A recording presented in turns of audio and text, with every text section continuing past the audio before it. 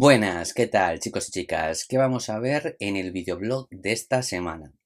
En esta ocasión vamos a tratar el tema de base proyecto. Para distinguirse del resto, tienes que conocer a tu cliente. ¿Qué aspectos tienes que conocer de tu cliente? Su negocio, razones para buscar una identidad de marca, expectativas del proceso y diseño final. Procura tener paciencia con este tipo de cosas porque tardan su tiempo. De todas formas, te habrá pasado que cuando has tratado con un cliente, y si no te ha pasado, te lo digo yo, incluso te establezco el ejemplo que David Airy establece en su propio libro, y es que a veces te vendrán clientes que tienen muy claro qué es lo que quieren hacer y simplemente te quieren decir al detalle qué es lo que tú tienes que hacer, ¿vale? Con su identidad de marca o con el diseño del logo. Si esto te pasa, pues este tipo de personas las tienes que mandar a una persona que sepa manejar muy bien una herramienta para diseñar logos, pero que no te tengan a ti como que ellos realmente saben lo que quieren y entonces para qué te han contratado a ti, ¿vale? A mí me ha pasado con clientes que es que me venían y me decían, oye, mira, quiero que me hagas una cosa espectacular. Hombre, pues eso está muy bien, pero es que yo no soy adivino y yo no sé bajo qué criterio quieres tú que haga el diseño de tu logo o el diseño de tu marca o el proyecto, porque a lo mejor lo que a mí me gusta, a ti no te tiene por qué gustar. Otra cosa que te pasará es que a lo mejor algún cliente rechaza de primeras algún tipo de, bueno, pues de diseño que tú le hayas hecho que se sale más de su línea original de este logo, ¿vale? Y a veces se asustan, ¿no? Entonces, bueno, pues tú les tienes que hacer ver que este rediseño o este nuevo logo lo que les va a permitir es tener más ventas. De alguna manera tienes que conseguir que confíen en ti y en todo lo que tiene que ver con el proyecto y todo lo que es esta propuesta de diseño y demás, ¿vale? Para que vea que, bueno, que un proyecto puede fluir de forma saludable siempre y cuando se sepa o se tenga conocimiento por parte del cliente, pues de una serie de preguntas que hay que hacerle desde la parte del diseñador. Y ahí vamos con la importancia que tiene la propuesta de diseño, que es lo que decimos el briefing creativo. La propuesta de diseño no es otra cosa que hacerle una serie de preguntas a tu cliente a nivel de necesidades o deseos que quiere conseguir con su nueva identidad de marca. Además, teniendo en cuenta esta serie de preguntas, que es como una especie de entrevista para que nos entendamos, que tienes que tener de primeras con el cliente, esto lo que va a facilitar es que a futuro tú no tengas ningún tipo de problemas con este cliente. ¿Por qué? Porque este tipo de cosas ya las has hablado y en cierta medida pues no tienes que pedir permiso cada 2 por 3 para ver si puedes hacer esta prueba o esta otra, X, la que sea, ¿vale? Entonces en este sentido es muy interesante pues tener esta mini entrevista, por así decirlo, de primeras con el cliente, y la forma de hacerlo pues puede ser bien, pues por ejemplo quedando en persona con el cliente en cuestión o por teléfono o incluso videollamada o también por email. Mi recomendación es que lo hagas por email. Por lo menos a nivel de España es lo que mejor se puede utilizar el día de mañana. Si hay algún problema con un cliente, pues que quede todo constatado por escrito, facilita que si ese cliente, pues en fin, dice que no ha dicho X cosas, pues que no, en fin, que si vas a juicio, por lo menos tú tengas, para que nos entendamos, una facilidad de demostrar que aquello que se dijo quedó constatado por escrito. Es verdad que como primera toma de contacto, pues puede ser mejor pues el quedar cara a cara, pero no en el cara a cara, pues de alguna manera prever todo lo que se dice, bien con un apuntador o bien con una grabación telefónica. A ver, con una grabación telefónica puede estar factible, ¿no? Para tú empezar a trabajar, pero no es mi recomendación, por lo menos a nivel de España. La información preliminar que se suele pedir normalmente es el nombre de la persona de contacto o el nombre de tu cliente, el nombre de la empresa, el teléfono, la dirección postal, un sitio web en el caso de que lo tuviera y los años que lleva funcionando pues esa empresa a lo largo de la historia, y también una cosa que puede ser importante es el puesto que ostenta esa persona en dicha empresa. Esto como información preliminar, ¿vale? Porque ya se conoce que, bueno, vas a tomar una serie de datos y esta persona pues puede estar interesada en ti. Evidentemente, en el formulario de contacto, cuando nosotros lo tenemos en nuestro sitio web, no ponemos tantos datos. Pero sí es verdad que en Estados Unidos sí que se preocupan por el teléfono y sobre todo la dirección postal. Dependiendo también de si vas a empresas grandes y tal, ¿no? Si vas a empresas pequeñas, a lo mejor se pueden sentir un poco coartadas con tanta información que les pidas de primeras. Pero bueno, como mínimo es lo que te he dicho.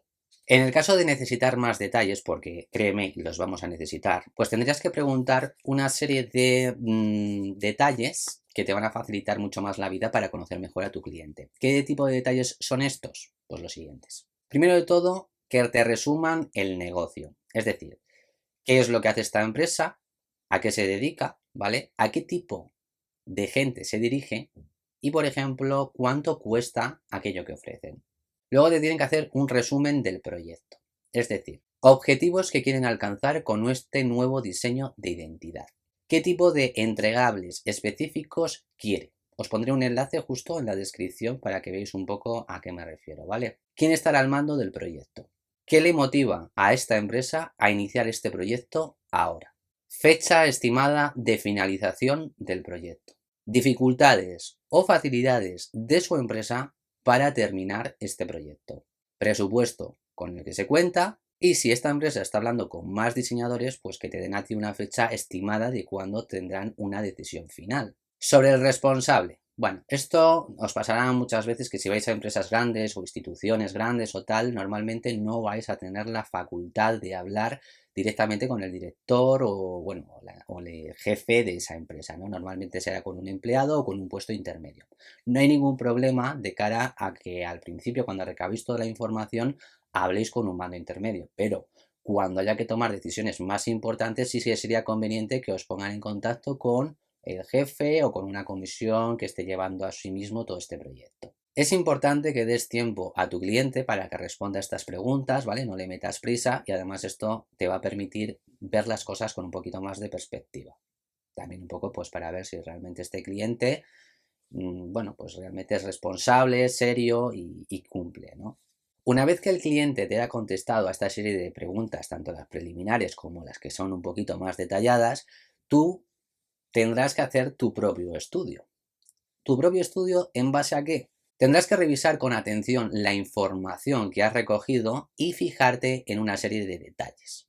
Intereses de la empresa, qué resalta la empresa, qué vende realmente esta empresa, cómo quiere presentarse la empresa en el mercado. Una vez que tengas muy claro esto, tú tienes que llevar el siguiente paso un poco más allá y es hacer tu propia investigación. ¿Sí? Si no lo hubieras hecho ya. Esto en el caso de que es la empresa la que ha venido a ti a contactar contigo, pero en el caso que fuera que tú has contactado con una empresa, previamente tendrías que hacer este paso que te voy a detallar ahora.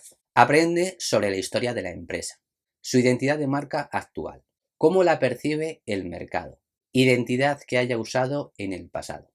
Este punto de investigación que haces por tu parte, este punto adicional es fundamental, como lo vamos a ver en el siguiente ejemplo que pondremos más adelante con la empresa FedEx. Asimismo, es importante que analices las marcas de la competencia de este cliente para observar sus propias debilidades.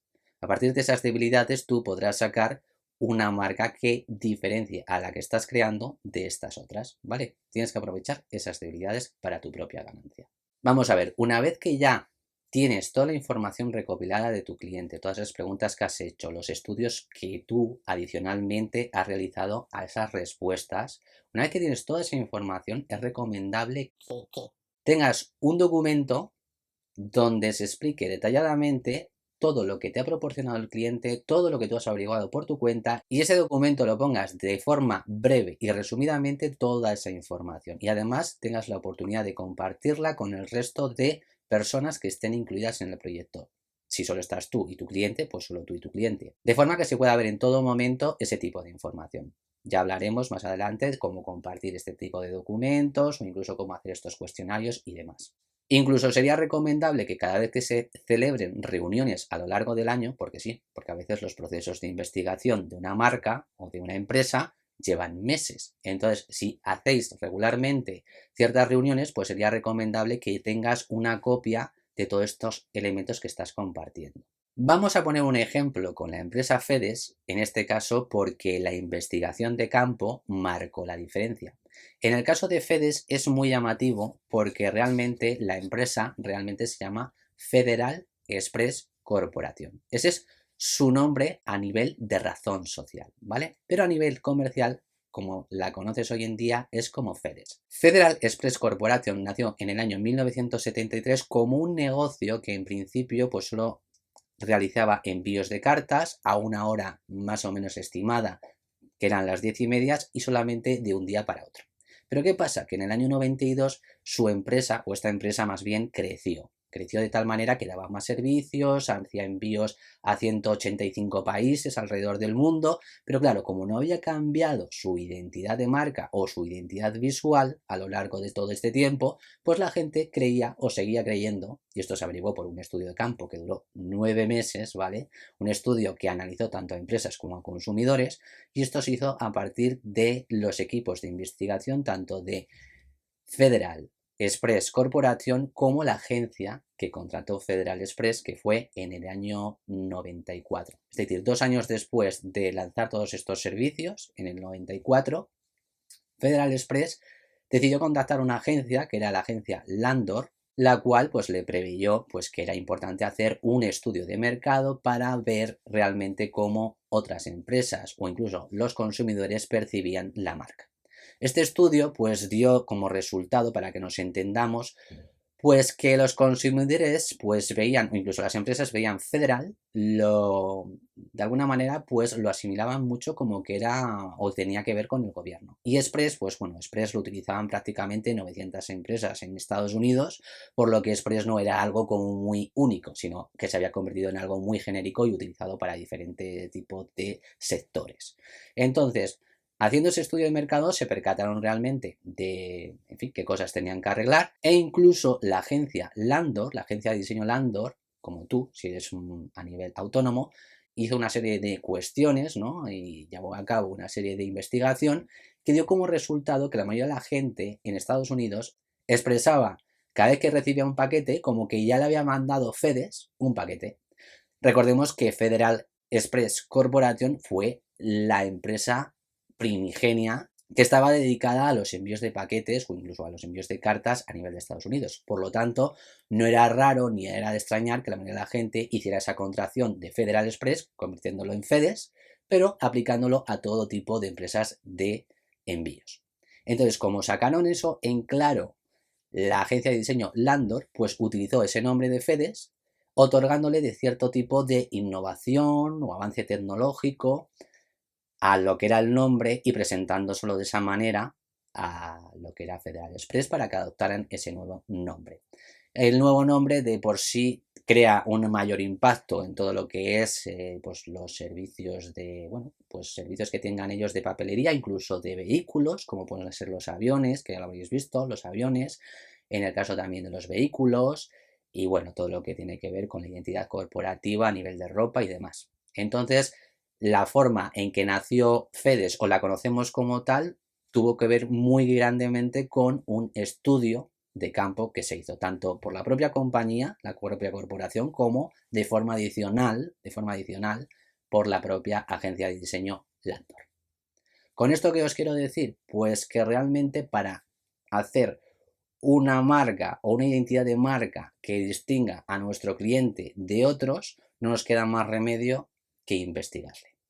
Sí, pues visto esto, nos vemos en próximo fin de semana con otro videoblog relacionado con el mundo del diseño. No os olvidéis de suscribiros para recibir todo tipo de notificaciones en vuestro email. Dad me gusta si así lo consideráis, compartid este tipo de información y por supuesto comentad lo que consideréis. ¿Vale? Pues esto es todo y nos vemos en otro vídeo el próximo fin de semana. Hasta luego.